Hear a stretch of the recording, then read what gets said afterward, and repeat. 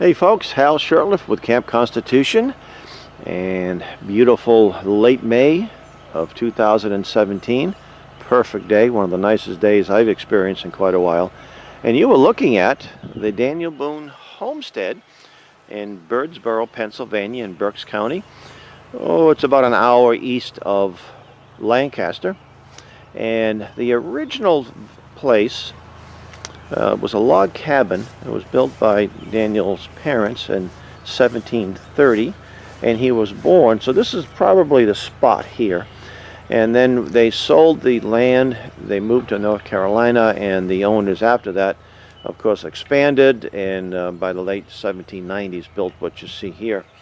This is the actual cellar of the original log cabin. You can take a little peek in here.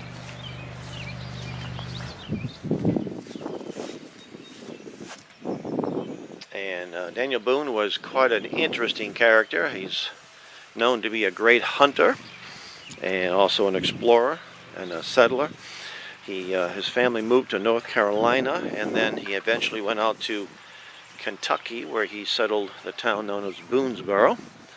And he served in the French and Indian War. He served in the War for Independence, the Revolutionary War. In fact, one of the last, perhaps the last skirmish took place in Boonesboro in 1782, where one of his sons was killed. He also offered his services in the War of 1812, but at that point he was 78 years old. They figured he was just a little bit too old. And he lived a very long, productive life. He also served in Congress. So we'll take a look at some of the other buildings here in a few minutes.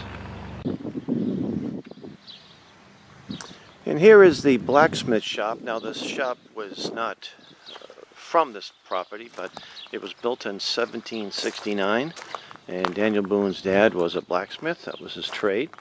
And so it may have been pretty much what it may have looked like if he did have a blacksmith shop on this land. And then a Pennsylvania barn from the same era. Again, this barn was not here originally, but